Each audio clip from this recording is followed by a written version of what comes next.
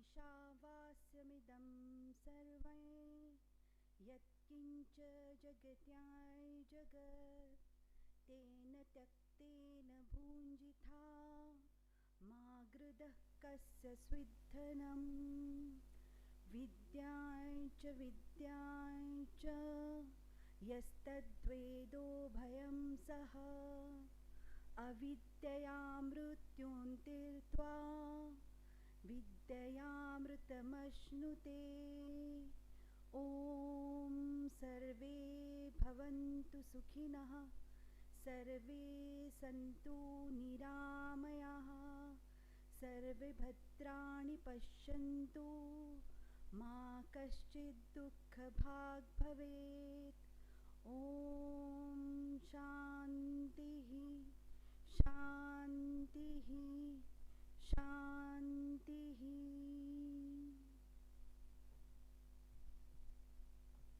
Thank you, Sufala. To celebrate this auspicious occasion, we have with us today the very respected, honorable personalities in the field of education, science, technology, researchers, past and present principals of educational institutes of Goa, personalities from various government departments, the press, friends, well-wishers, members of the science movement who are connected with us today through the digital media. With such a gathering, it gives a feeling of integrity and strength to drive ourselves forward, to ascend back into the rich, ancient, scientific knowledge that always existed with us. Please accept my namaskar again and a warm welcome on this auspicious occasion. This is the 75th Indian independence.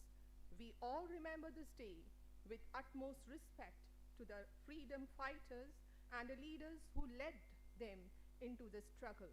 In every breath of the air that we inhale, we should remember their sacrifice, but for them, we wouldn't have lived in this free life in our own land. The national organization Vigyan Bharati and the state unit Vigyan Parishad Goa, whose mission is to popularize science for the national reconstruction, have an innovative idea to celebrate this 75th year. The year-long celebration till the 15th of August 2022 will make us all also aware of the contributions made by the scientists of free independence India in the Swatantrata Sangram. Their sacrifices, hardships are not known by many. To name a few, we have Dr. Jagdish Chandra Basu, Dr. C.V. Raman, Dr. Prafulla Chandra Rai, whose 160th birth anniversary was celebrated on the 2nd of August and with which started the series of talks. These intellectuals had clear thought of how science and technology should develop and progress in Swatantra Bharat. Vigyan, science is knowledge.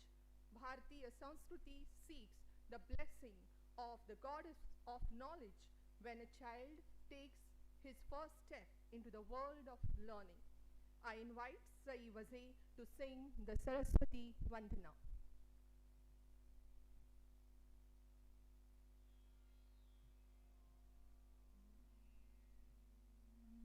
Hello. Jaya Sharade Vageshwari Jaya Sharade Vageshwari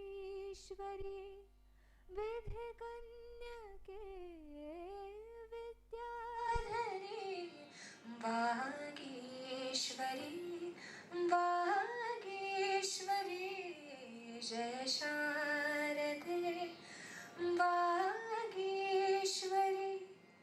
Jyotsne Pari Kati Tujhe Jyotsne Pari Kati Tujhe Mukharam Sharad Chandrama Jyotsne Pari Kati Tujhe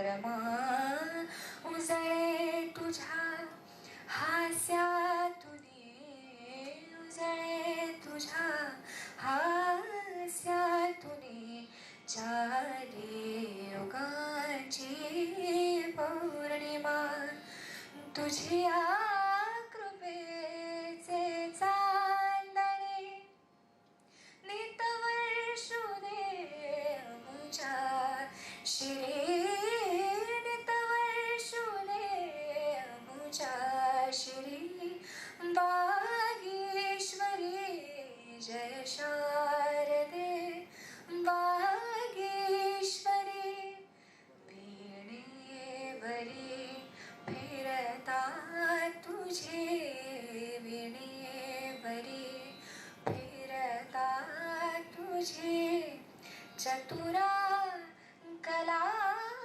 बयंगुली चतुरा कला बयंगुली संगीत जन्माये नवे संगीत जन्माये नवे जडता मतीचे मंगली उन्मेष कल्पतरुवरी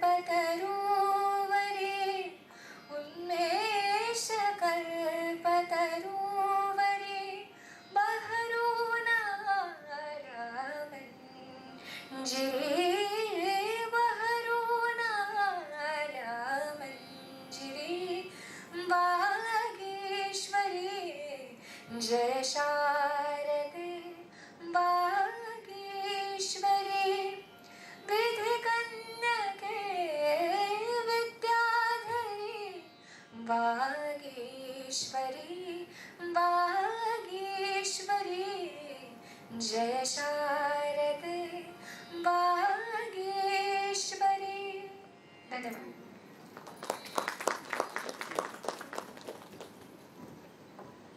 Thank you, Sari. That was really beautiful.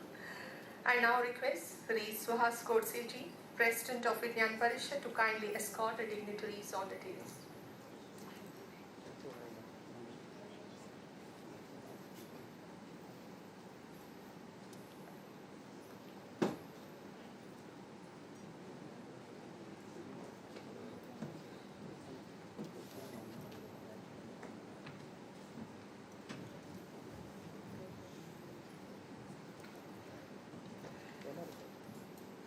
May I kindly request Godse sir to present the welcome address and formally introduce the respected dignitaries.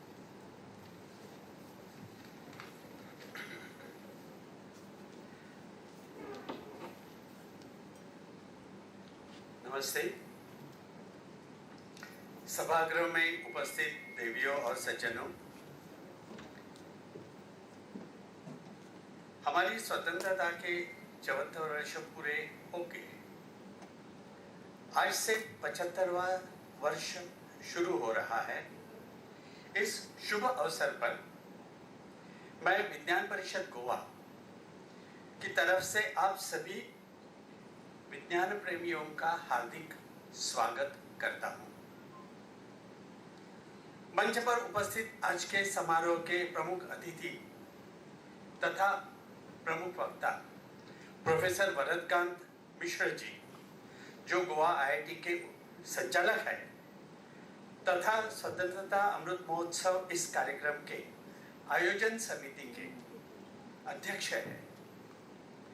आपकी उपस्थिति से हम सब विज्ञान के विषय में रस रखने वाले धन्यता का अनुभव ले रहे हैं.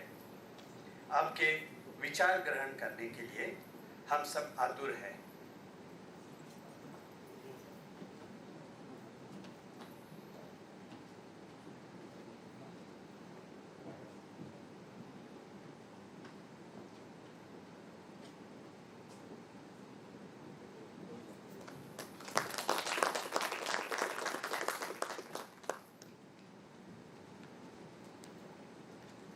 डॉक्टर सचिन शेट्टी जी गोवा के सुपुत्र रहते हुए विश्व में समुद्र विज्ञान के उच्चतम और विभूषित वैज्ञानिक हैं। अब आज हमारे बीच इस समारोह का अध्यक्ष पद भूषित कर रहे हैं। आप विज्ञान परिषद गोवा के सम्मानीय आश्रयदाता यानी कि पेट्रन है और आपका मार्गदर्शन हमें बहुमूल्य है। आपका विवेकपूर्ण वैज्ञानिक पद्धति से विचार करना हमारे लिए सीखने की और अनुकरण करने की बात है। मुझे विश्वास है कि आप आज भी हमें और भी कुछ सोचने समझने के लिए देते जाएंगे। आपका स्वागत है।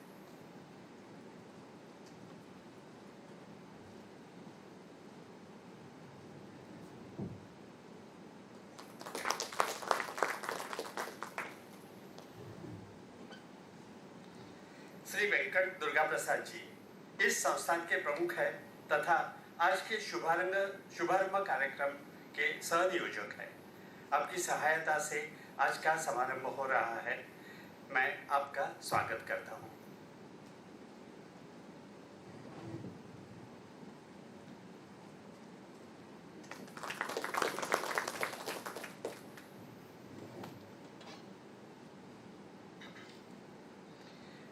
आज से पूरे भारत देश में स्वतंत्रता का अमृत महोत्सव अगले 1 वर्ष के लिए मनाया जा रहा है। हम सभी को दांडी यात्रा, भारत छोड़ो आंदोलन, आजाद हिंद फौज का निर्माण, क्रांतिकारकों का बलिदान, इनका देश की स्वतंत्रता के प्राप्ति में महत्व अवगत है। किंतु स्वतंत्रता प्राप्त करने की प्रक्रिया, इस प्रक्रिया में वैज्ञानिकों ने कैसा योगदान दिया था, इसके बारे में बहुतांश नागरिकों को एक तो जानकारी बिल्कुल नहीं है, नहीं तो है तो भी बहुत थोड़ी मान। स्वतंत्रता पूर्व काल में अंग्रेजों ने योजनाबद्ध पद्धति से ऐसी बातें फैला दी कि हिंदुस्तान में विज्ञान नाम की कोई चीज है ही नहीं। हिंदुस्तानियों को वैज्ञानिक पद्धति से सोचना नहीं आता। इस देश का जीवन केवल अंधश्रद्धामय है। ये भ्रम अंग्रेजों ने इतनी सफलता से फैलाया कि हमारे अपने लोग यही बात दोहराने लगे।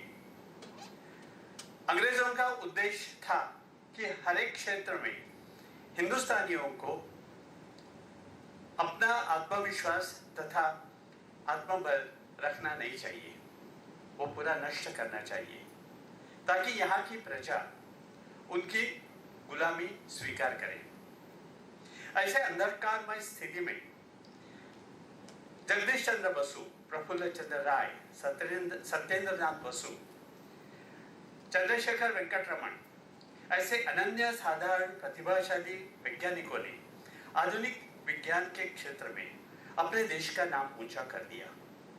इन सबका संशोधन कार्य अपने ही देश की प्रयोगशाला में स्वयं बनाए हुए उपकरणों के माध्यम से सफल हुआ था।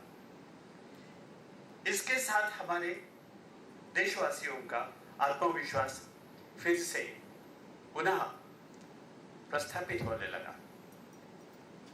महेंद्रलाल सरकार, जगदीश चंद्र बसु, जमशेदजी टाटा, पंडित मदन मोहन मालवीय, शंकर पुरुषोत्तम आघारकर ऐसे बहुत सारे लोगों ने अथक प्रयाग करके Indian association for culture of sciences, Bose institute, Indian institute of science, Banaras Hindu Vishwavidyalaya, Maharashtra academy for culture of sciences, ऐसी अनेक वैज्ञानिक संस्थाएं बना दी, खड़ी कर दी, उनकी चौपसना कर। विज्ञान भारती के सभी इकाइयों, यानी कि इसमें विज्ञान परिषद गोवा के भी शामिल है, तो विज्ञान भारती के सभी इकाइयों का ये प्रयास होगा पूरे वर्ष में कि समाज में विशेष करके छात्रों तक ये जानकारी पहुंच जाए कि स्वतंत्रता संग्राम में उस काल के वैज्ञानिकों ने अलग और महत्वपूर्ण योगदान दिया था। दूसरा परंतु उतना ही विशेष उद्देश्य ऐसा है कि आज के वैज्ञानिक जो अधिकाधिक अनुदान तथा विदेशी संसाधनों पर आवश्यकता से अधिक अवलंबित हो रहे हैं, उनके विचारों में योग्य परिवर्तन हो जाए। साध्य परिस्थिति में हम देख रहे हैं कि चीन अपने तकनीकी श्रेष्ठता के आधार पर सारे जगत को नचा रहा है। हमारे लिए यह भी एक परतंत्रता ही है। अब तो स्वतंत्रता के लिए आत्मनिर्भर होना देश के लिए और भी आवश्यक है। अंततः मेरा ये नम्र तथा आग्रहपूर्वक निवेदन है कि प्रोफेसर मिश्र जी तथा डॉक्टर शेट्टी जी हमें जो संदेश देने वाले हैं, उस संदेश को ग्रहण करें, उस पर चिंतन करें और समाज में उसका प्रसारण करें। जय हिंद, जय विज्ञान।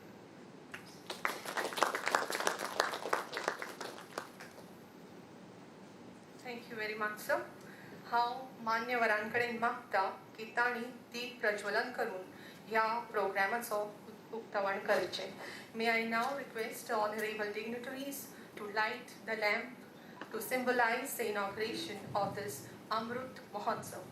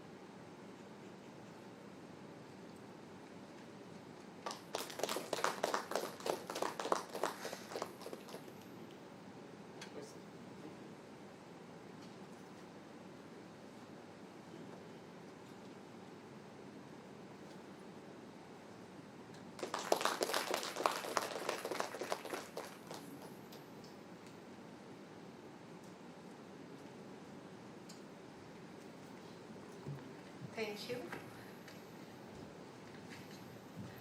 The Goa Science Center also shares a common goal with Vigyan Parishad to inculcate scientific temper and exploring science through activity-based learning. The center has been a collaborative partner in many such endeavors. May I request Sri Durga Prasad ji, the project coordinator of the Science Center, to share his thoughts.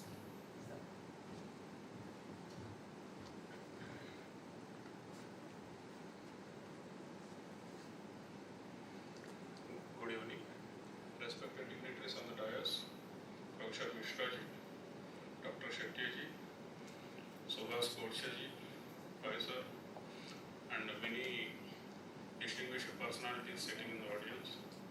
I welcome you all to Goa Science Center. Of course, we are suffering a lot since March 2020 due to this COVID pandemic, on and off situation. We don't know what happens and when this lockdown occurs.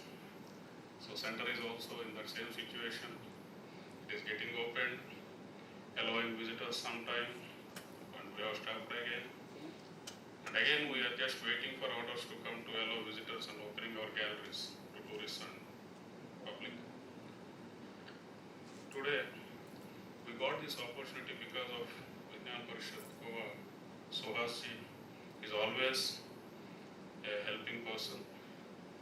Like when Suhas ji approached me, I thought we are getting a very good opportunity in these trying times to conduct one program. Of course, this is the first physical program after March 2020 in Goa Science Center. Thank you, sir. You made us visible physically, and people like you are helping us a lot. There are so many in Goa. Of course, naming is a bit difficult for me, so many. And as you know, Goa Science Center is one of the 25 constituent units of National Council of Science Museum. And this National Council of Science Museum works under Ministry of Culture, Government of India. And as well, the Ministry of Culture has started this 75 years Azadi Ka Amrut Mahotsav. In this context, we have started some programs. This is a year-long program devised by Suhasji and the Vigyan Parishad. And this is an inaugural program, and I wish we'll continue so many programs. And now, as far as this today's the topic or the sir, what is about whatever Professor Mishraji is going to give the keynote address on, we have very famous noted scientists before and after independence who has existed in Indian context. So we can have 2 or 3 or many programs on each scientist to cover their works and their discoveries. And to name a few, India has passed so many challenges in this long 75 years of development after attaining freedom. And in this, I wish I should quote some main revolutions which happened in India, which made India self-sufficient in many areas. Maybe it's food production, or maybe it is technology, or maybe it is communication revolution. To start with now is the green revolution, so which is dealing with the food yield, because India is not having much production of food and population is more. So definitely it has to gather so much of strength and even financing also. So we might have heard during our studies the 5-year plans which governments have planned at that point of time to bring so much of efficiency in different core areas. The white revolution by Dr. Varghese Kurian.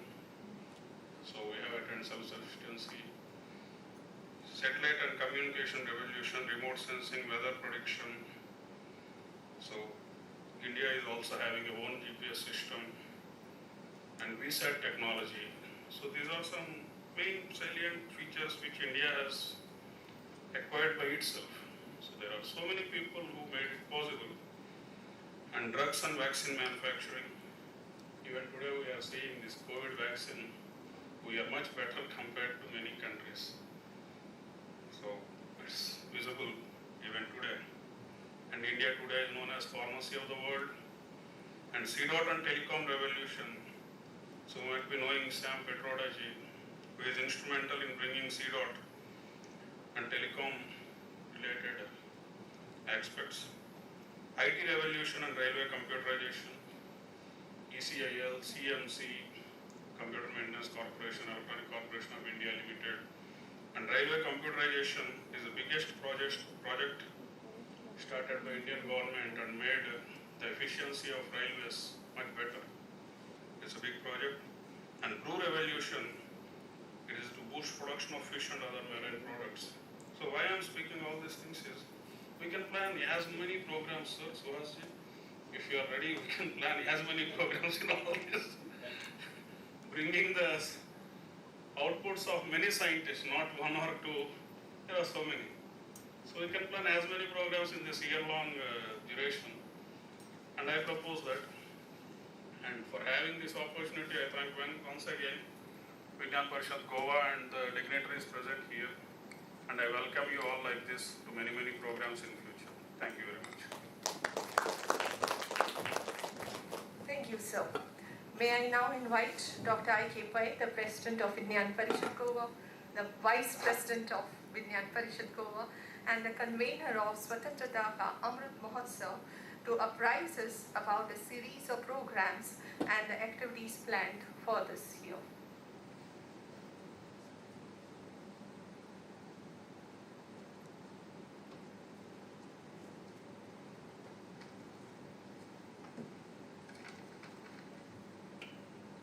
Respected dignitaries on the off the dais, hearty greetings of 75th Swatantrata Mahotsav to you all. Let us remember with utmost respectful regards and place on records our sincere respects to those martyrs who had laid their life and made supreme sacrifice, and other Swatantrata Senanis for India's independence, which we are enjoying today. Before I go ahead, let me also place on records one sincere thanks from the bottom of my heart to Vigyan Parishad, Goa, for reposing faith in me and made me convener of this year-long Swatantrata Amrut Mahotsav celebrations. I am sure with the support of all my friends in Vigyan Parishad, we will do a lot of programs during this year. Winston Churchill once said, "A nation that forgets its past has no future." So it's very important for us to remember the past so that we can guide for the future. Though there's also saying that by thinking of the past, you cannot change the past, but definitely you can change the future. That's how things are happening. If you destroy human beings, you will win one war, but if you kill education, beliefs, culture and heritage, you will win forever. That's exactly foreign invaders, including Britishers, did. All the time, they took disadvantage of our goodness and our Atiti Devo Bhava mentality. Most of the historians believe that struggle of independence began with Sipahi mutiny. But of course, there are also other mutinies like the one what happened in Kurg in 1837, much earlier than Sipahi mutiny. There are so many things are there. Later, several people distributed for the freedom of the country in various ways. Some of them opted for soft way of the struggle, like Satyagraha led by Mahatma Gandhi. Some other chose harder way, like forming Azad Hind Fauj by Netaji Subhash Chandra Bose. Some other selected literary way, produced literature against the British rule. A large number of people boycotted foreign materials to record their protest against the British rule. People also took folklore, dance, drama as a mode to oppose British rule and contributed in their own way for the independence of our country. Some of the stalwarts of this scientific field were Prafulla Chandra Ray, Mahendra Sarkar, Jagdish Chandra Bose, Homi Jahangir Baba, Meghnad Saha, Satyendranath Bose, Shishir Kumar Mitra, T.R. Sheshadri and several others who contributed in their own way for the freedom of our country through science by their intelligence. All these luminaries not only worked hard and excelled in the field of their choice and swam successfully against the current of British attitude towards Indian science and scientists. Britishers even declared that Indians cannot do science as they cannot think scientifically. The fact is that despite British neglect, partisan attitude and bulldozing Indian science and scientists during this period, Sir C.V. Raman became the first Asian to be awarded Nobel Prize in Physics. Similarly is the case with the founding member of IISc, Raman Research Lab, Indian Agriculture Research Institute, Pusa, Bihar, Banaras Hindu University, University of Mysore. Here I am not mentioning ancient scientists and scientific contributions. For example, Aryabhatta, considered as the father of astronomy, Varamira, father of astrology, Charaka, father of surgery, Shushruta, first physician, Chanakya, first economist, Rishi Kanad, first atomic energy expert.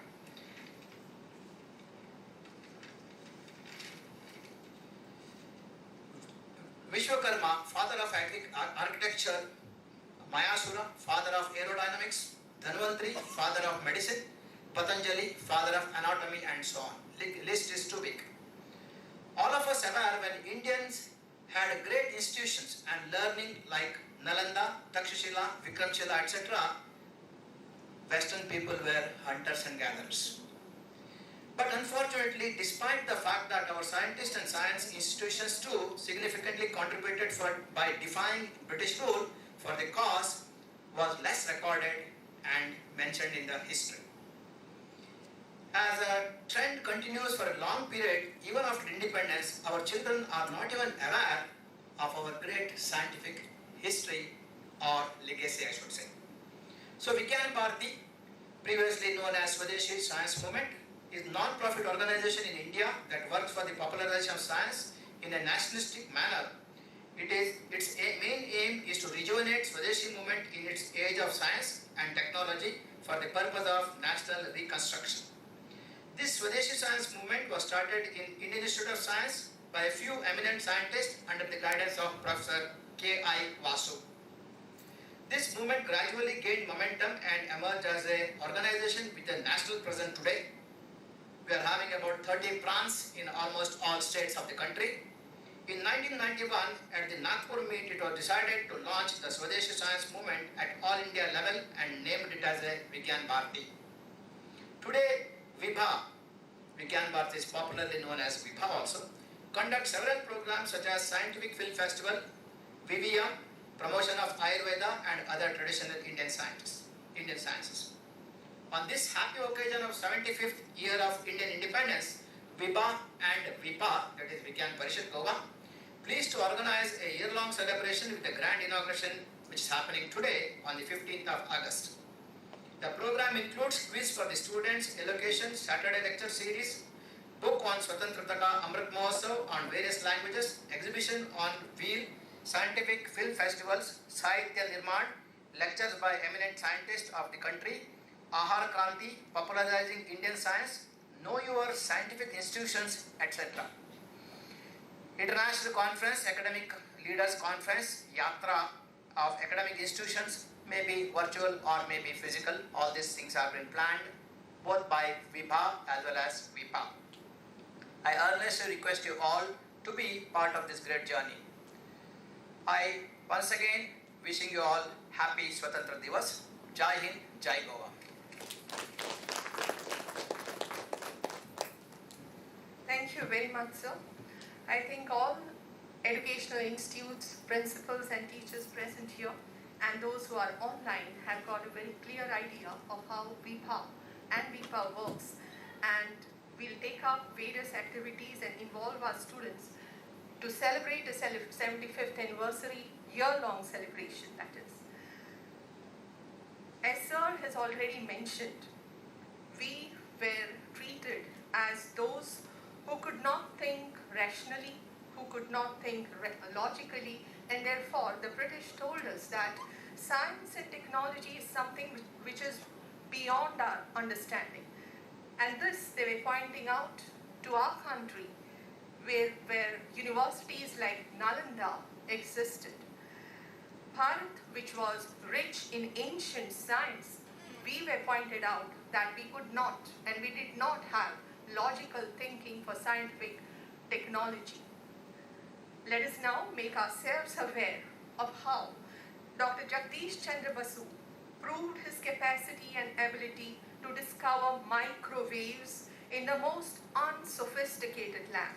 How Radhanath Sikdar calculated the height of Mount Everest using trigonometry, and yet, as we all know, this highest peak is not named after him, but it is named after an officer, perhaps the chief of his department.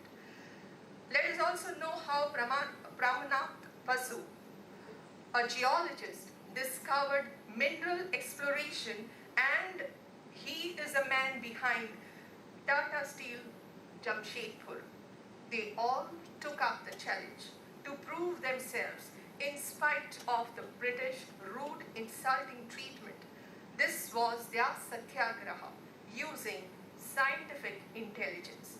May I now request Mrs. Shubhada Shirodkar to formally introduce to us our keynote speaker and chief guest to address us on contribution of scientists and scientific institutions in Swatantrata Sangram. Shubhada. Namaskar. Good evening everyone, and wish you all a very happy Independence Day. Today is a day to sing the glory and remember the Gaurav Gathas of all our leaders and freedom fighters. It is well said that freedom is not only being independent from foreign rule, but for us it is freedom or a chance to do better and be better. When the world is looking at India and its zeal in all-round development and its science and technology, which will take us a way ahead of everyone, when we say that someone is a IITian, technocrat, our way of looking at that person immediately changes. We are awe-struck or we are full of respect for that person because we know that that person is a highly intelligent person and a highly intelligent technocrat. It's our honor to have the very director of Indian Institute of Technology, Goa, IIT Goa, as our chief guest today. Ladies and gentlemen, please put your hands together for our chief guest and keynote speaker, Professor B.K. Mishra, the director of IIT Goa. A PhD in metallurgical engineering from University of Utah, USA. His basics in metallurgical engineering came from NIT Rourkela with a BSc from there, which took him way ahead in the research areas of particulate materials, discrete element methods, and appropriate technology. He has shouldered several responsibilities before being appointed in Goa, also as the director of CSIR IMMT Bhubaneswar, a chairman of the Recruitment and Assessment Board CSIR New Delhi, as professor of IIT Kanpur, a visiting professor and associate professor of Aston University, UK, IIT Kanpur and University of Utah, to name a few of them. His several publications to his credit, of which the most recent one, I would like to read out the title of that, and with that we will understand the depth of his research that he has been doing. CFD modeling and simulation of an industrial scale continuous fluidized bed roaster advanced powder technology 2020. That is the title of the paper, research paper that is released by him. Awarded with several awards, of which I would like to read a very few. The Vasvik Award in 2012, Fellow of Indian National Academy of Engineering 2009, National Mineral Award 2007, IIME Mineral Benefication Award 2007. With this brief introduction, I request Professor B.K. Mishra to deliver his keynote address, and before that I would like to request the dignitaries to please occupy the seats in the front row, and once again a big round of applause for our honorable chief guest. Thank you.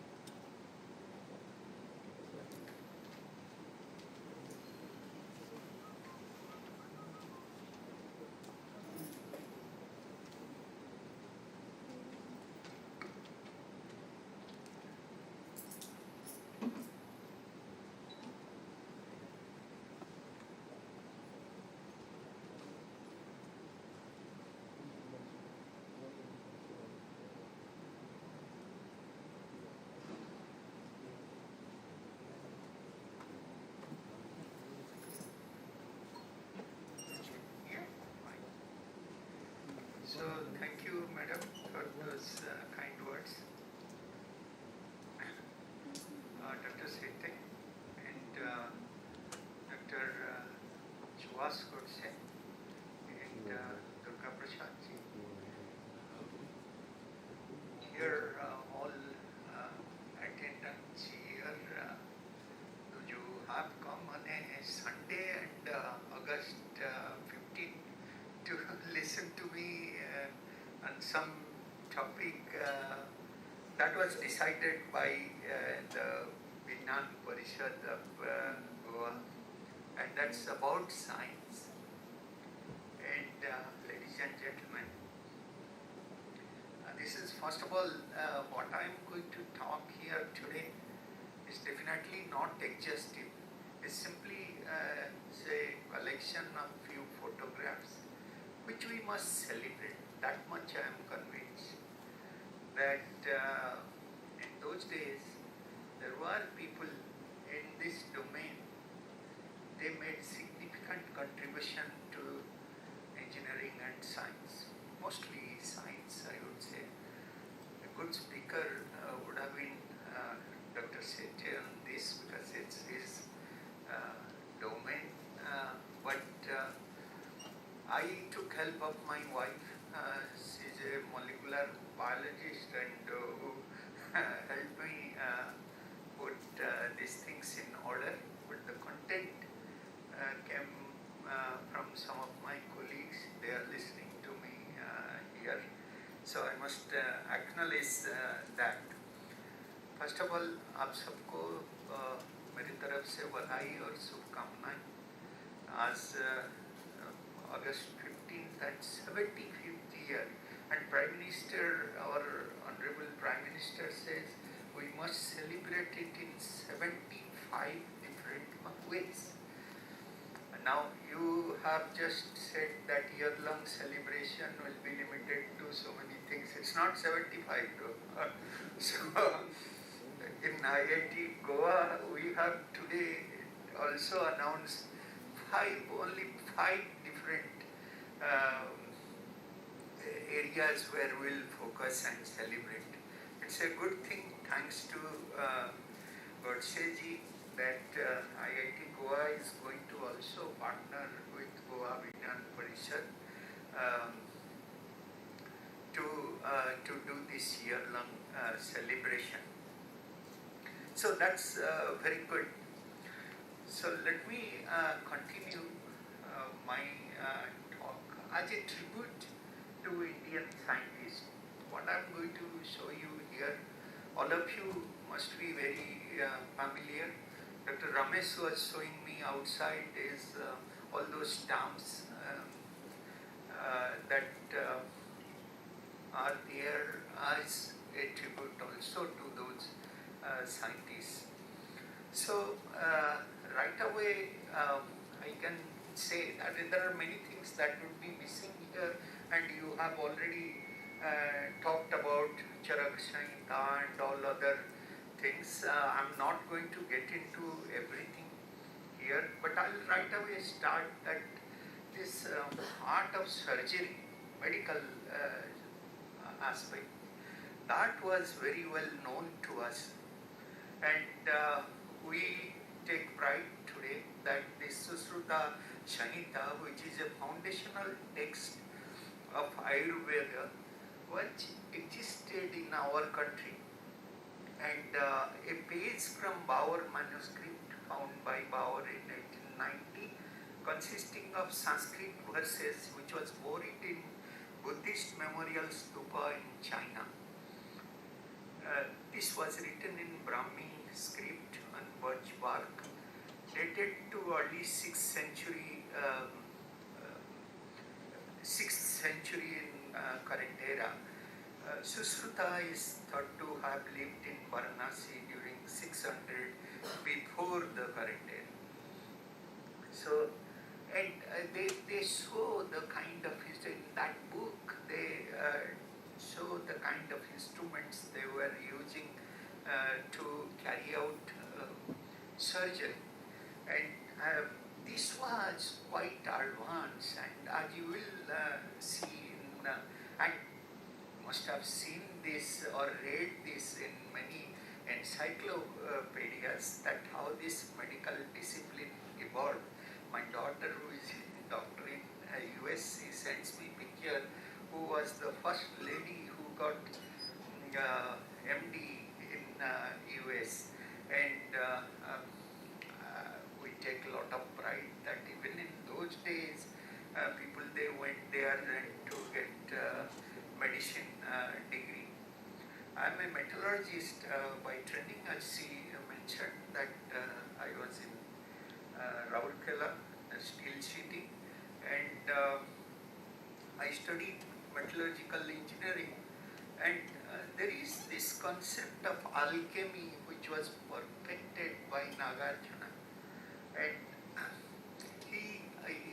where he came from, there is a little bit controversy there, but people they agree that he hailed from Gujarat, but he eventually migrated to set up his laboratory in Nagpur during 9th century.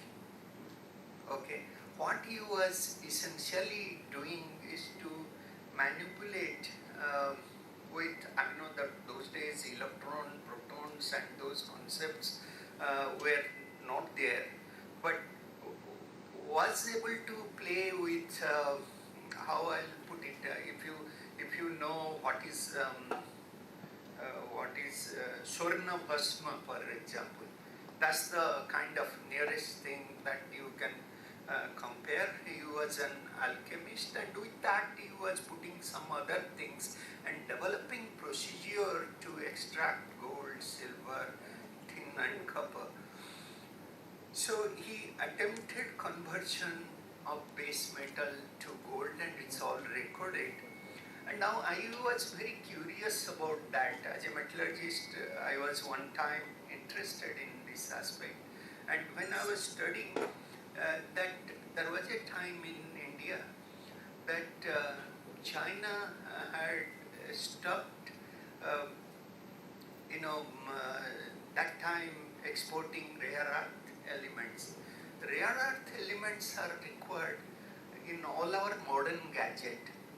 For example, mobile phone, which requires about 75 elements, and in that, rare earth elements are required. You don't need a lot, but you need a little. But that little is required.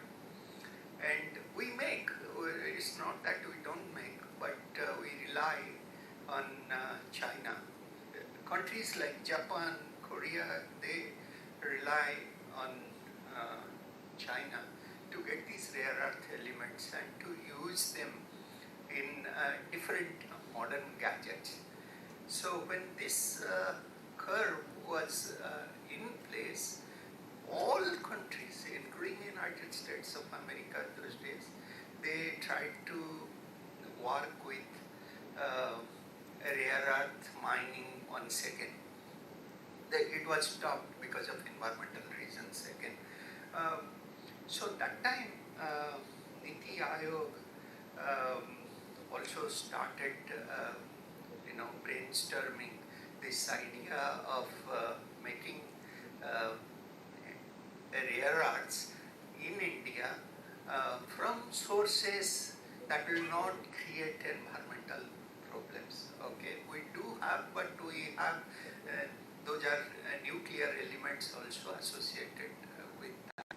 The place where I come from, it's there. There are Indian rare earths there. That organization is existing there. But we wanted to look at rare earth carbonates. I was studying that time that why there is so much of effort we have to put because we don't have one element. Can't we do alchemy? It's little bit, and we can play with it like the way Nagarjuna did perhaps Swarnabhasma and stuff like that, and to that put different things and play with it. We can perhaps look at affordable elements, like say iron, for example. It's very easy to get everywhere. It is available. Goa, Odisha, Karnataka, and everywhere. So can we play with the electrons and protons and that, so that although it will not be converted to gold, but it will behave like gold. That much I want.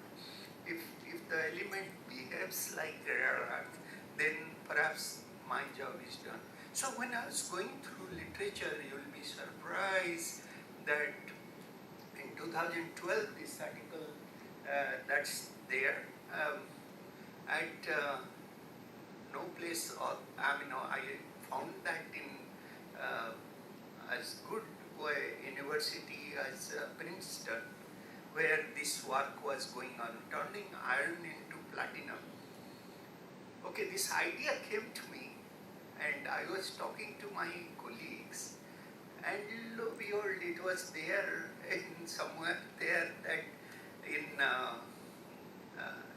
another university, a top university, Ivy League university, they are doing this. Those of you who are interested in trying to find out more about this, you can get additional information from available literature.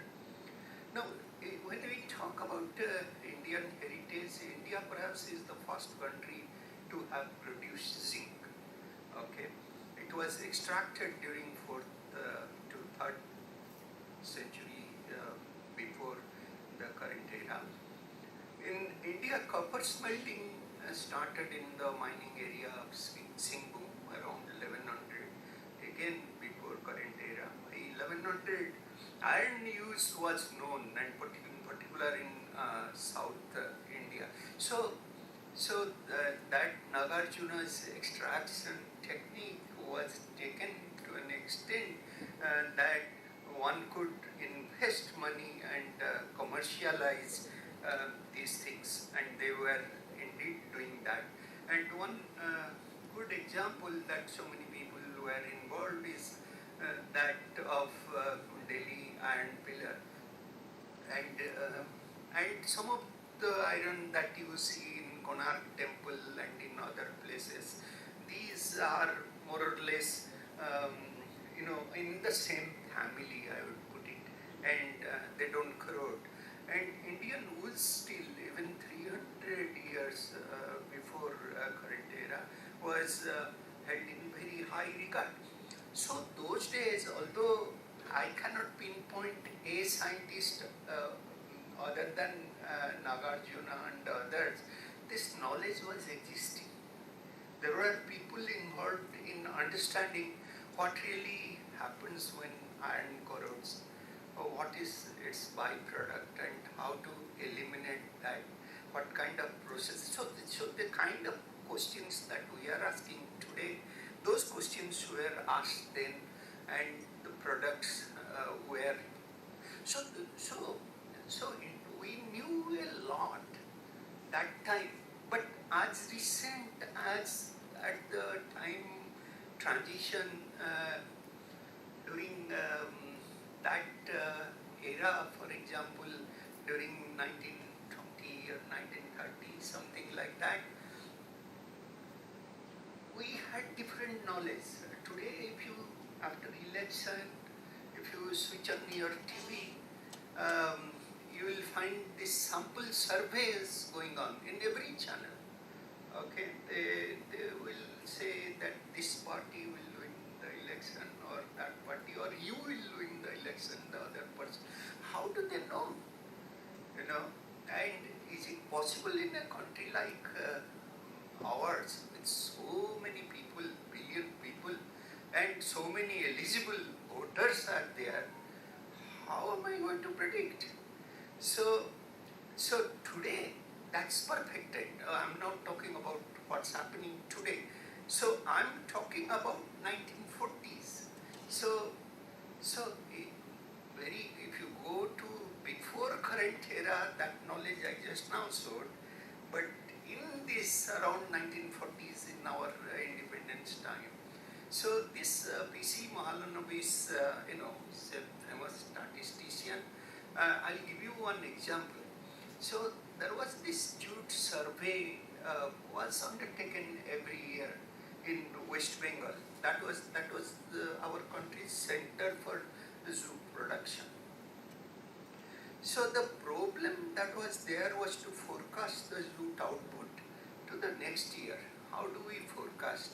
So that government method, okay,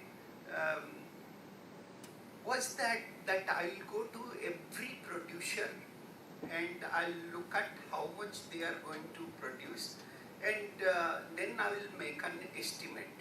Okay, so that's a traditional ways of doing that. As a result, they were employing about 33,000 people,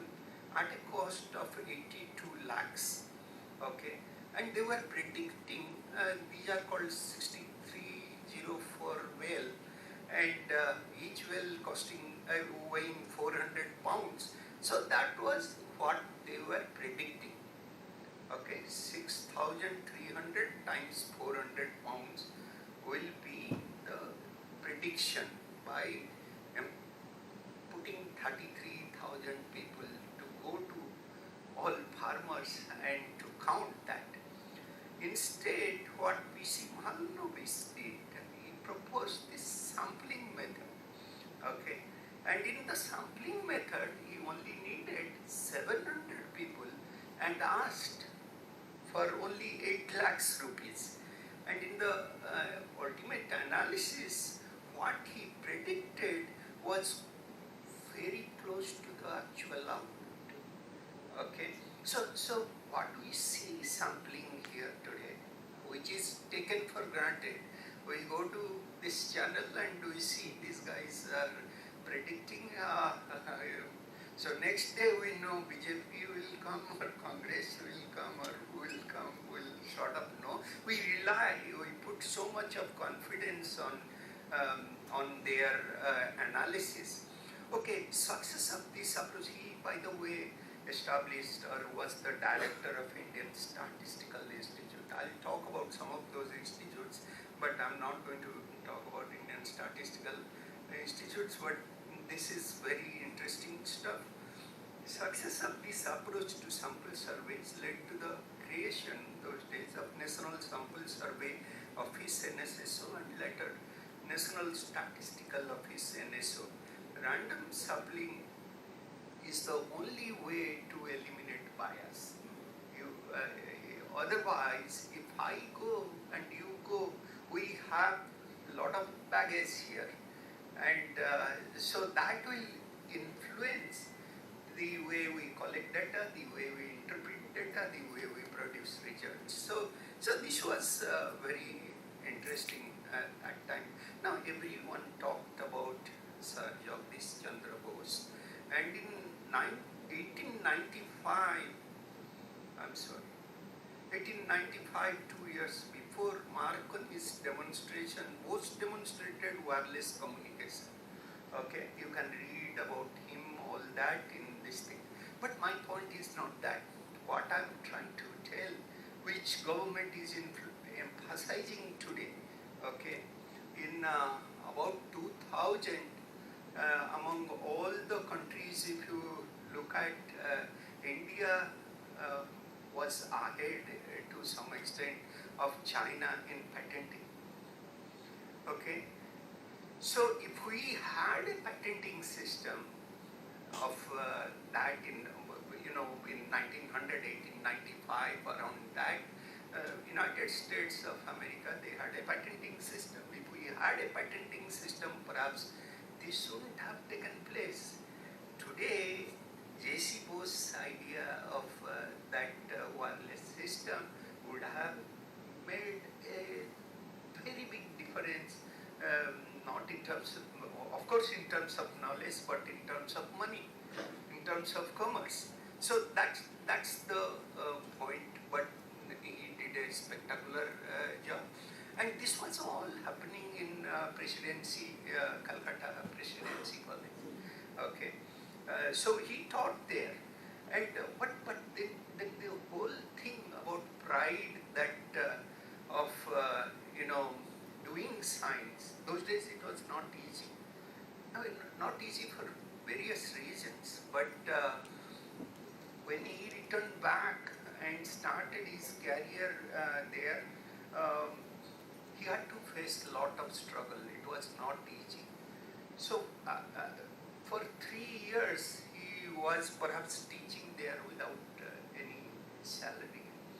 And when they came to know that yes, he's as good as his peers that time, so full salary was paid. So the point is, even if you are good in British era, you are shown to look mediocre. So that they strategized that, and that was the thing. But he trained other brilliant people, and that time, as I was saying, it was all happening. And these names are, for example, Meghnad Saha and Satyendranath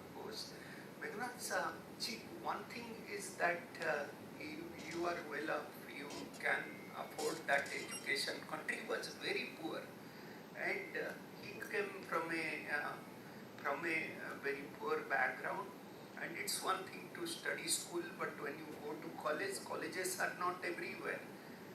Okay, Goa has the oldest medical college, so you are all fortunate in that sense. In many parts, these medical colleges were not there.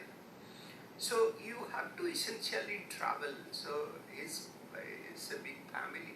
So the family decided to rent a house where he could stay and study. Stayed there and studied there.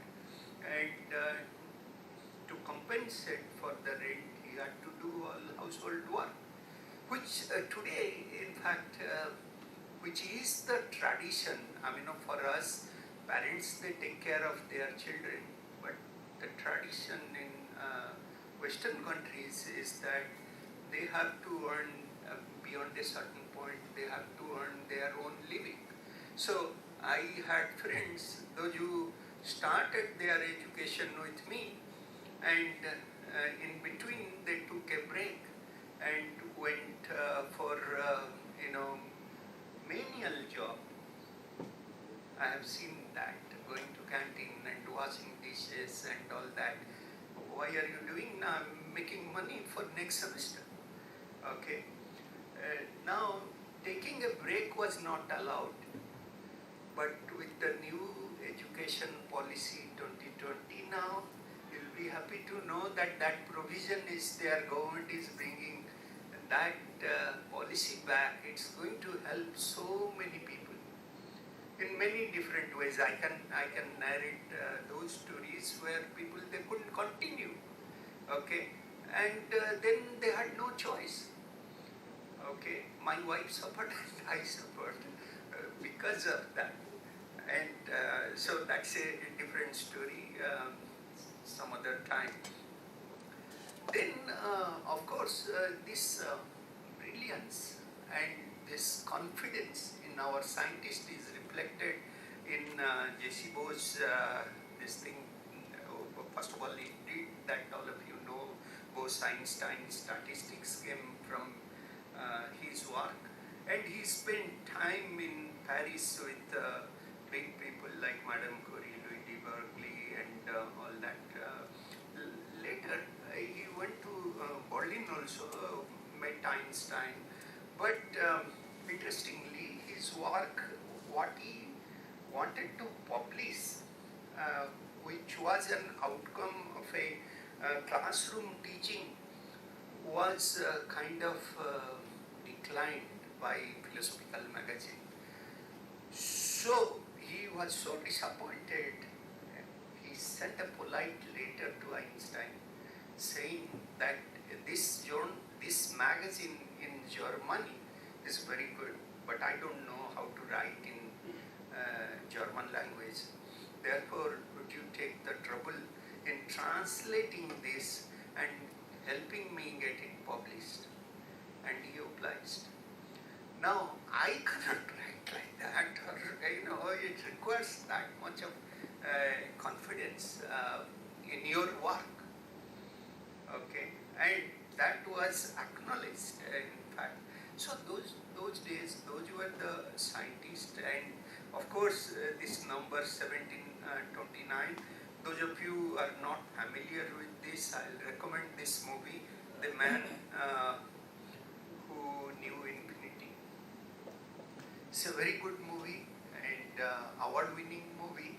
And if you want to know more about Ramanujan, you can try to find out that even when he was hospitalized, when his mentor and his collaborator Hardy comes to see him, and he was saying that 1729 perhaps is not a favorable omen number-wise, okay. But even in the medical bed, he said, no, that's a very good number. That is a sum of cube of two numbers in two different ways. So, and he showed that. Just look at the genius in him. Okay, just even the hospital is doing that. He came back to return back to Chennai and that time, if I recall the kind of problems, medical problems I had, it was not properly diagnosed, and it was kind of caused due to bacteria, not so much got to do with any other things. But if it was perhaps diagnosed, then he would have survived. And then, of course, we know Asia's first Nobel laureate in physics, and this is he established many institutions, and his government of India conferred upon him Bharat Ratna. Is none other than C.V. Raman, and we celebrate his work, that Raman effect, on Science Day, and on that day also we discuss. This should be a tradition, in fact, to remember, like we remember Swatantrata Sangrami, and we talk about freedom fighters and stuff like that. In the same order, we must talk about and remember these people like Santi Swarup Bhatnagar, Homi Bhabha, and Vikram Sarabhai. These were stalwarts. Okay, they played a significant role along, building our post-independent science and technology infrastructure. Yes, they got support from the government, but government also acknowledged their genius. Okay, and they were given free hands to do what they wanted to do. They had flair of the kind that would that time was needed to build India. India was to be built from scratch. So, and their contributions, I think all of us, we should remember. Then, of course, all these people, they, Subramaniam Chandrasekhar, and K. Chandrasekharan, C.R. Rao, and Hargobind Khurana, Ramachandran, and Harish Chandra.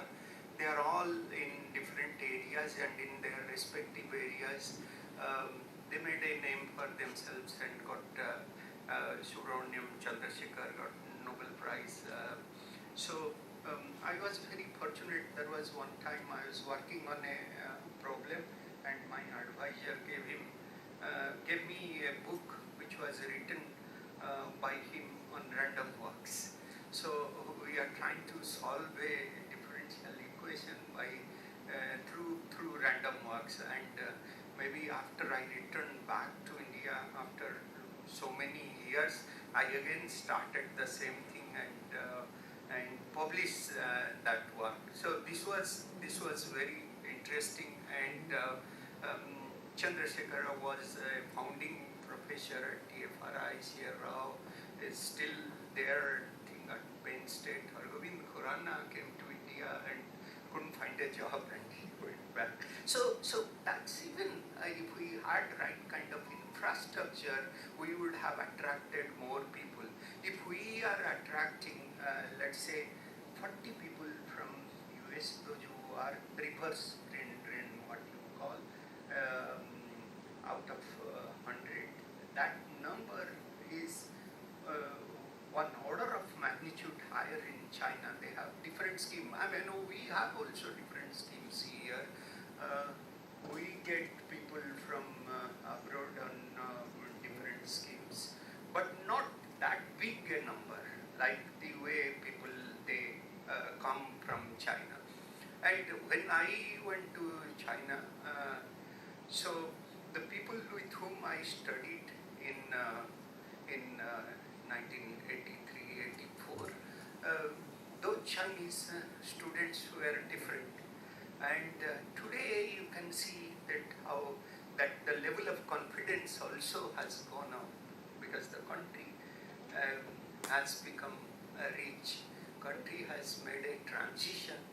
Now this is where today is the day, and this is what always crosses my mind. I must have shared with you that I look at all these countries, all these advanced countries, then I think, hey, what's the problem with my country?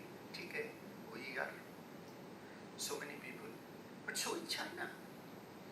So So in the ultimate analysis, I have put down many arguments, but in the ultimate analysis, I personally feel that this synergy among citizen and sacrifice to do something for my country, I think that these are the two things that are required. And Prime Minister today talked about prayas.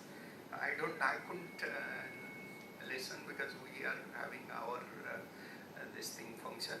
But this is what I feel, that a generation of people, they are going to enjoy the fruits of sacrifice of the previous generation. Unless that is there, I don't think you will be able to see the same amount of growth and prosperity in a country like the way we are seeing in China. Okay, so that I thought I'll make a. So now, when I joined IMMT as a director, so that time we had a manganese nodal program, and we wanted to do a conference. So I wrote a letter to Sajjur Qasim ji. Not a letter, I sent one email, I think. So he wrote a letter to me with his autograph that you do this.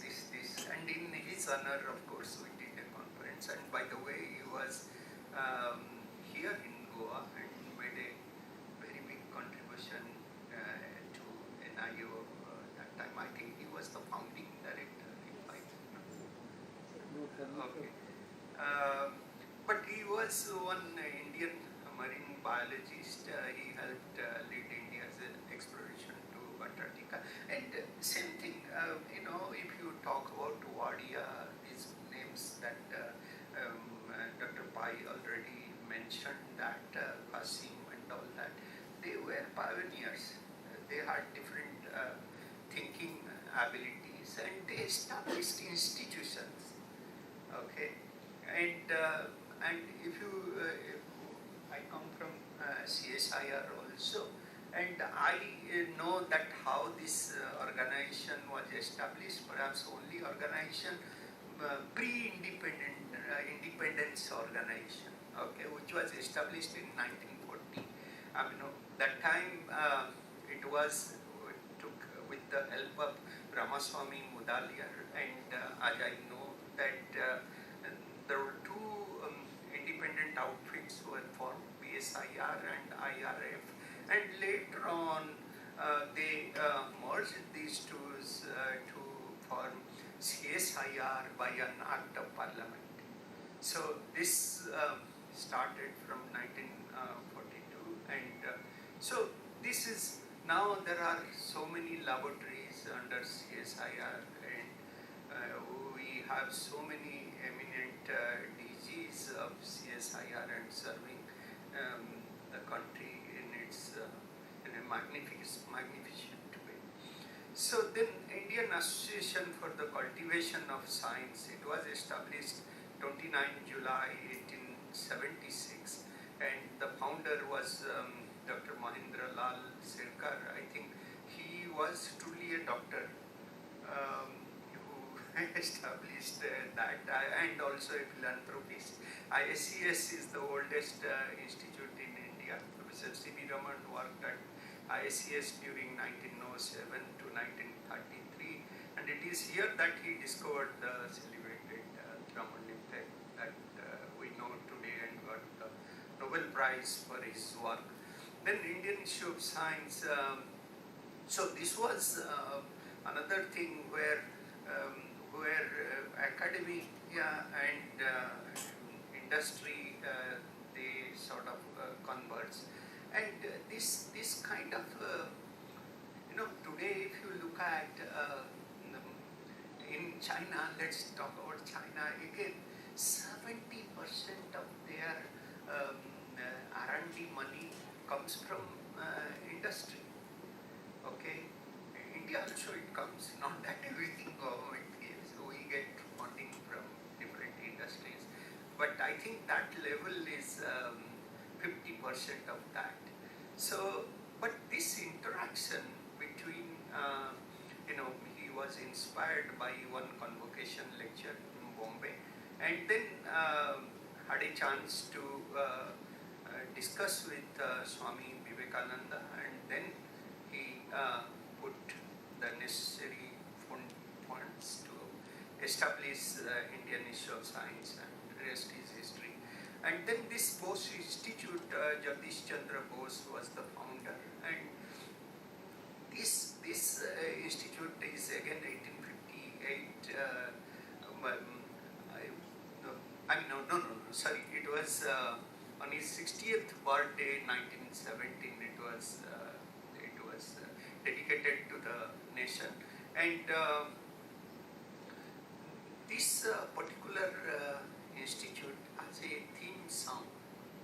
I think if you haven't had a chance to listen to that, please do. And this, the voice of life.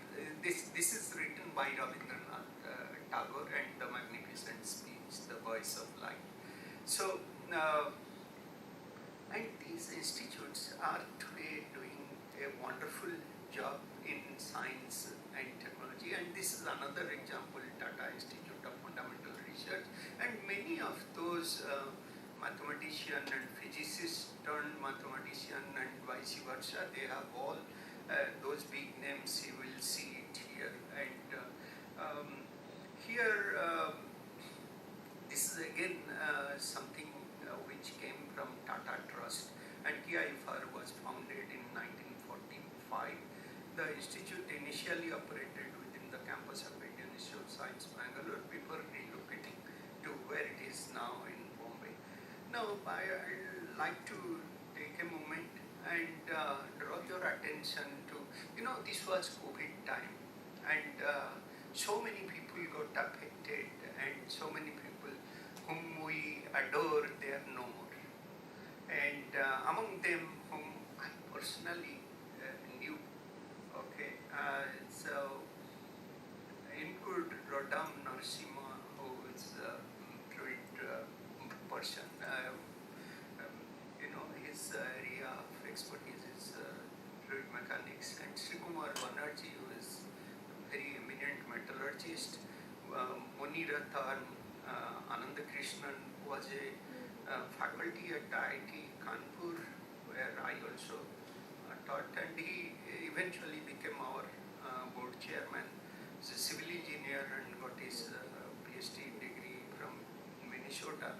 And of course, yesterday when I was doing this thing, you won't believe that my supervisor that time, and we became very good friends, and he is no more. Yesterday he passed away. So I offer my rich tribute to these people, those who made such a contribution to our... see, science is also not limited to any region, spreading across countries and stuff like that. And they are no more. Okay, how the country, in real terms, what has happened, what our country has done. Now, India's gross expenditure on R&D tripled from 2007 level, and per capita R&D expenditure has increased 1.5 times. These are in real terms, but percentage of GDP wise, if you look at it, China would be 2.5 or something like that. We are still there, hovering between 0.7 and 2.8. But women in research has increased from 13% to 24%.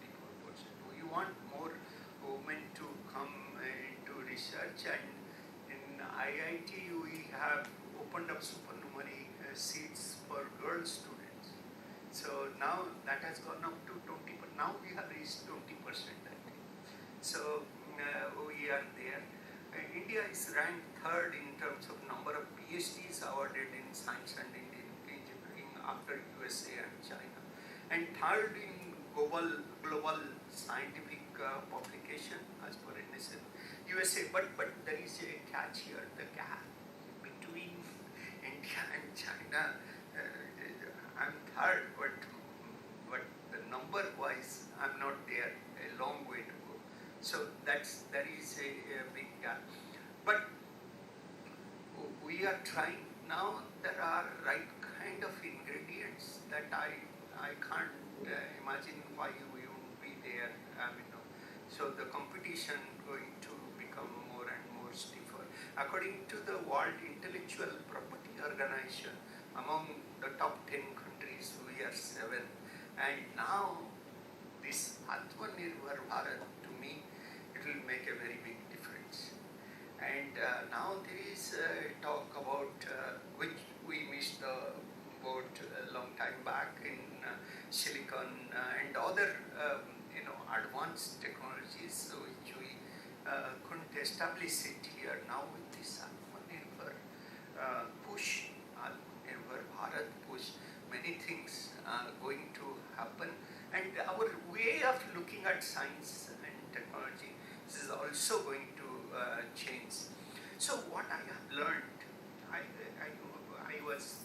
I was reading all these things. I'm not the right kind of person, I must admit, for a talk like this. People whom we are talking about, they are stalwart. Everybody has right to talk about Mahatma Gandhi as much as Bapuji, so I can say anything, I can talk anything. But these are very serious people and they have made contribution in science and technology. At least one day we must spend remembering them. So these are great scientists, combine personal development with humility. They are all humble people. You can approach them, okay? And they enjoy what they are doing. Okay, it's not like I'm in office screaming all the time. My boss is so bad. My atmosphere is not. It's not like that. They enjoy what they are doing. They take the risk and often embrace failure. This is what I learned from Dr. Abdul Kalam. Okay, and there are interesting stories when how he handled failure, and very fantastic person, and I had very good interactions with him, and I still, that's so dear to me. And but I still think knowledge is power, but wisdom is liberty. You may get PhDs and postdoc and no matter what, but it's like in Ramayana that boatman goes, that incident you remember, that when Ram and Sita, they are there near, they want to cross the river, and while crossing the river, this boatman plays a trick. Okay, innocent looking man, no knowledge whatsoever, no prior training, but when he says, I cannot take money from you because both of us are in same business, that sort of clicked. I'm a king, I'm this thing Kshatriya, and you are a boatman, and what are you talking about? And then what the answer that he gave, he became so dear to Lord Ram that you see, I ferry people from this end to that end, but as the Lord, you ferry people from this abode to heavenly abode there. So that was really that answer that he gave to Lord Ram showed the kind of wisdom that is required for liberty. It's not the education or your knowledge or something like that. I'll stop it here. I'm crossing your time. So I wish you all on such an auspicious day here, 75th Independence Day. And thank you for taking the trouble coming here and listening to me on holiday. Okay, thank you. Thank you.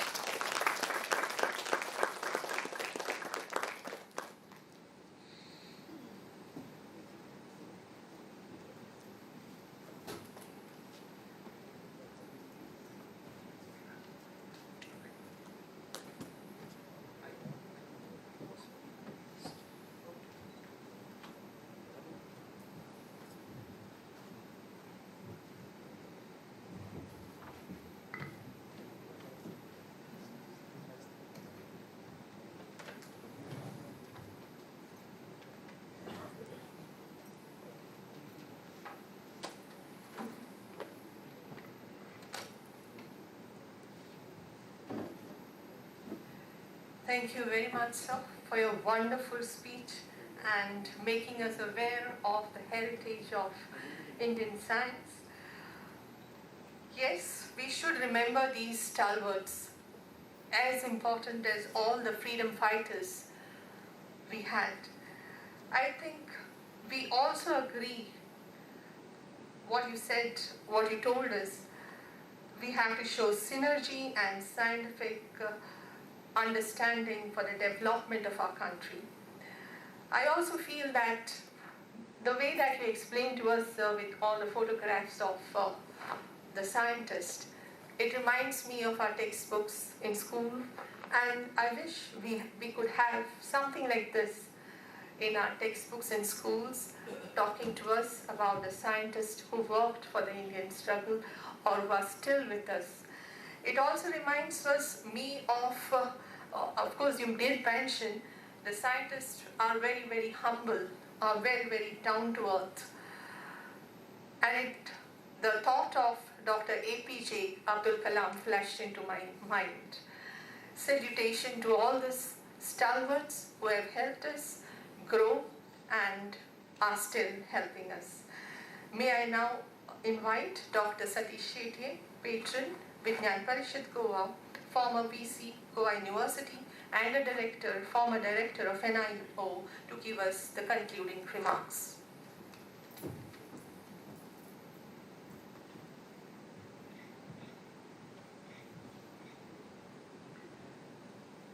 Professor Mishra, Dr. Godse, Durga Prasadji, Professor Pai, respected dignitaries, ladies and gentlemen. First of all, let me wish you a very happy Independence Day as we enter the 75th year of our independence. I truly enjoyed the talk which Dr. Mishra gave. It reminded us all of our traditions, our deep respect for innovation, education, and other virtues that go with it. In the series of names that you listed, one was Professor Rodam Narasimha.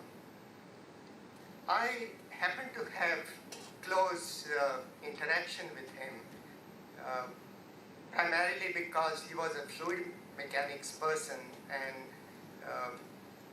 people who study oceans need to know something about it.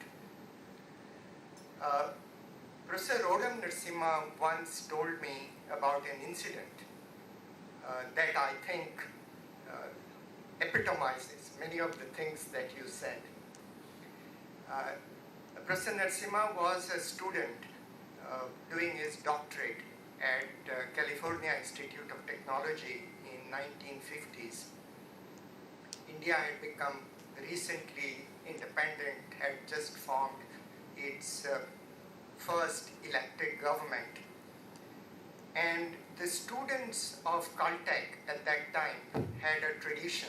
They had a student union, and they had a tradition to invite some of the famous faculty members of Caltech to interact, to talk to one of the Friday evening events.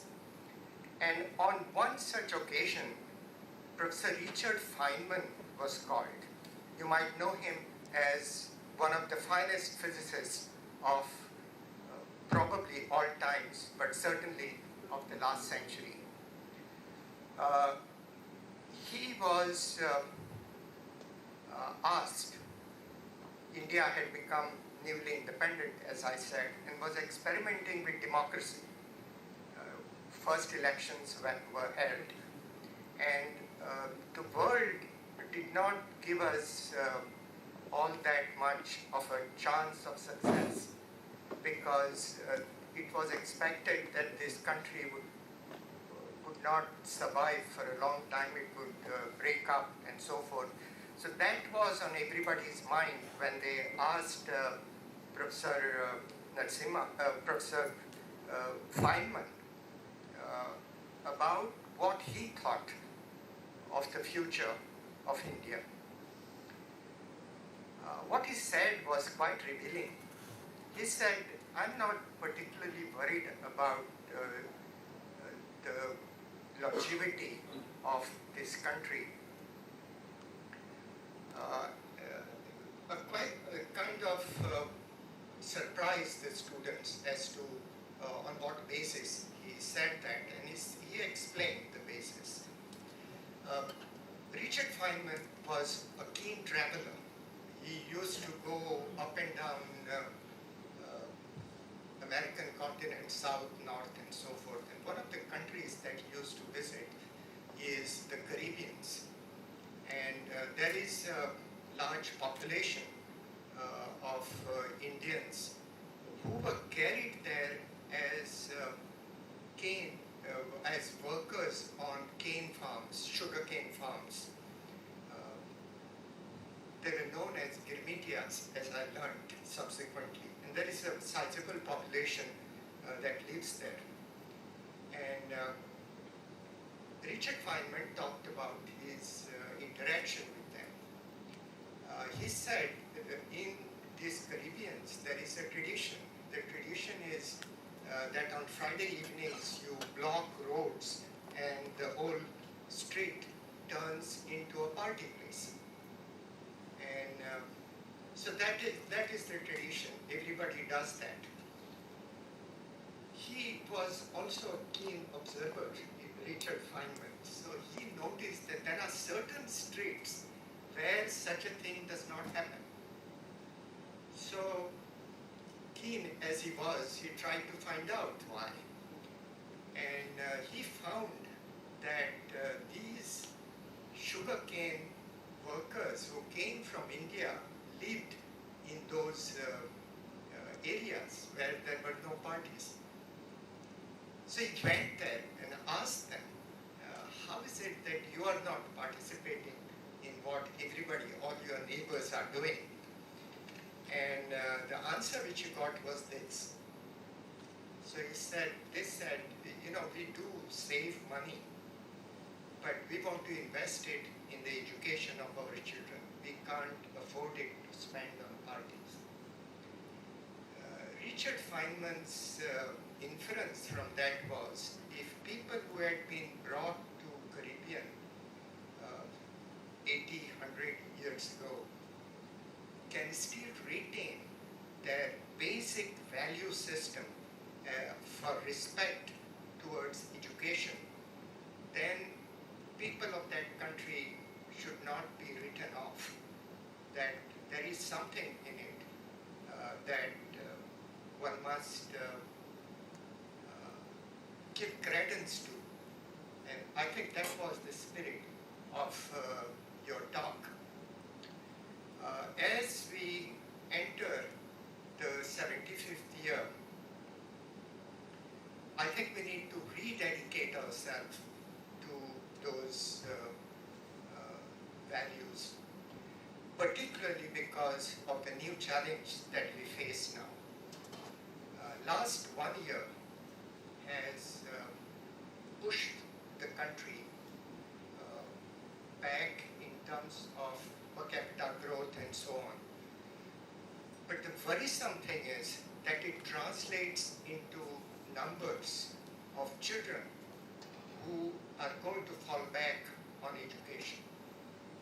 There will be many who will not be able to afford basic education. There will be many who will not get the kind of education that they could have obtained during normal times. And I think this is a challenge that people with their faith in education will need to face. This is a challenge that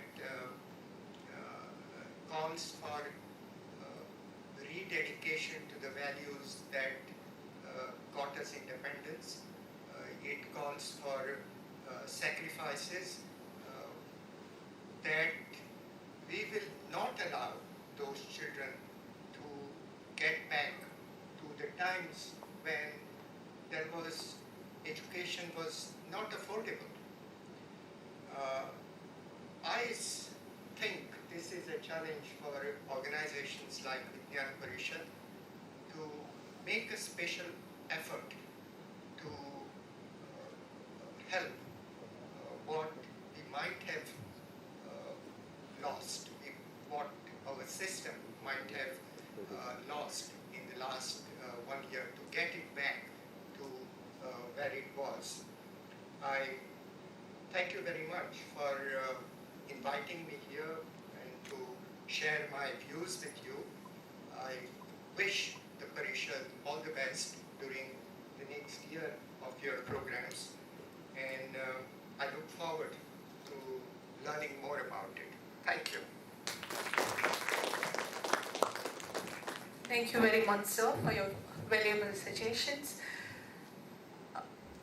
The strength of Vigyan Parishad lies in the people who are associated with it. The contributions made by such knowledgeable personalities helps to take ahead the purpose of this modern Swadeshi science movement. May I request Kodse sir, on behalf of Vigyan Parishad Goa, to present mementos to our honorable guests to express our gratitude. Chief guest and the keynote speaker, the Honorable Professor P.K. Mishra ji.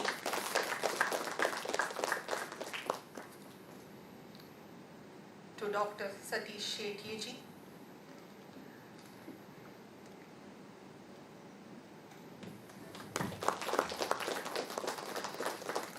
To Sri Venkat Durga Prasad ji. We solicit your association for developing scientific temperament in our young citizens who are students today and will be very responsible citizens of future.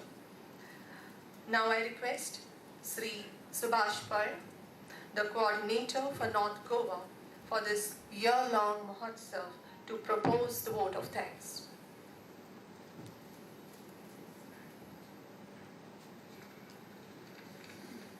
Good evening. It's a great honor and privilege to offer thanks on this occasion as we celebrate and commemorate 75 years of freedom of progressive India and its glorious history of its people, culture and achievements. We are extremely fortunate to have in our midst a person with vast experience and expertise, Professor P.K. Mishra. So your presence has added value to our organization as you have the insight to the vital link between education and industries, science and technology.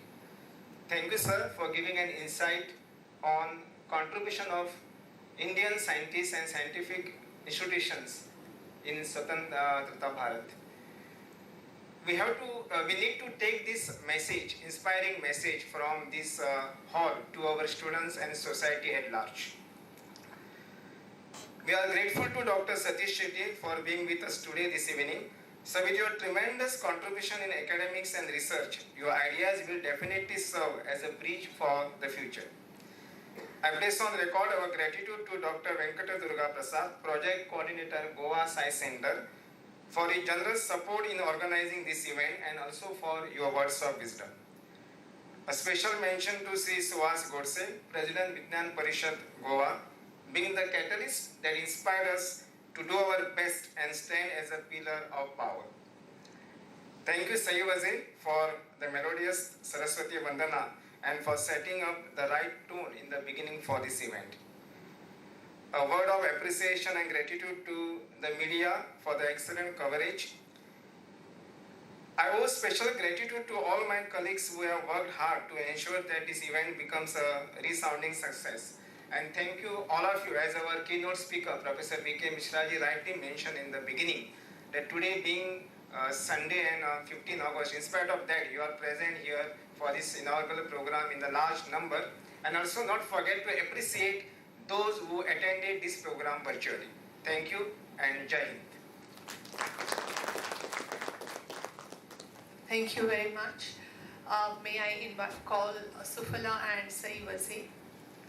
Let us all rise for the national anthem now.